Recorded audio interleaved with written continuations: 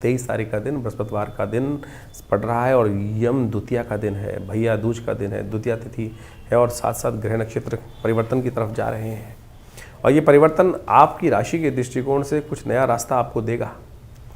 और ऐसे में इस दिन खास तौर पर आपको विशेष तौर पर अपने संबंधों को ठीक करने का प्रयास करना चाहिए। ये ग्रह इस वक्त आपको रास्ता समझा रहा है।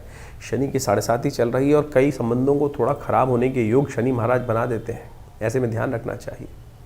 शनि को मनाएं, सदा सुख पाएं। और शनि की 7.5 जो होती है एक तरह से ब्लैक पीरियड मानी जाती है और बैठे बैठाए कहीं ना कहीं से कोई ना कोई तबला बजाने के योग बनाता रहता है, आपके साथ कहीं ना कहीं कोई फिरकी लेने का प्रयोग करता रहता है। इसलिए शनि को मनाते रहिए। और इस दिन खास तौर पर ऐसा योग बन रहा है, यम द्वितीया है इस दिन। जी हाँ, यम द्वितीया। यम किसके पुत्र हैं? यम है सूर्य के पुत्र और एक और भी हैं सूर्य के पुत्र, शनि महाराज। आप सब जानते हैं, लोग भूल जाते हैं इस दिन शनि को। इस दिन यमराज जी की पूजा होती है, यमुना जी की पूजा होती है, क्योंकि भाई बहन है। साथ में वो भाई एक और भी हैं, शनि महाराज। कार्तिक जो शुक्ल पक्ष की द्वितीया है, ये यम द्वितीया है।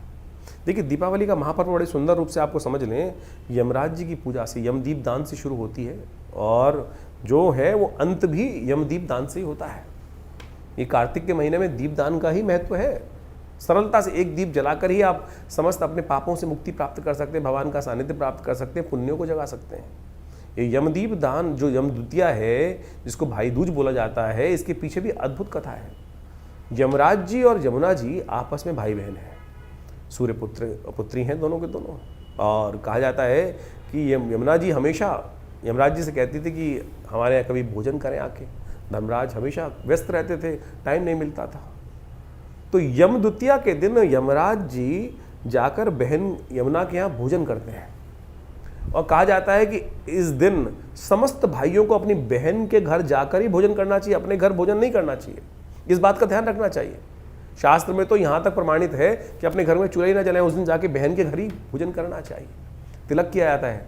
क्या होता है इससे बहन के कष्ट दूर हो जाते हैं और भाई की आयु बढ़ जाती है।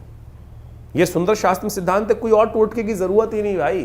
तो इसलिए बहन से बढ़िया भाई को कौन आशीर्वाद दे सकता है। ये संबंध है सुंदर रूप से। समस्त अहम को त्यागिए और जाकर अपने परिवार में सामंजस्य स्थापित करने के लिए, आशीर्वाद के लिए, समस्त कष्टों को दूर करने के लिए इतनी बढ़िया व्यवस्था शास्त्र में वर्णित है, इसका पालन करना चाहिए। और शाम के समय काम अवश्य करना चाहिए।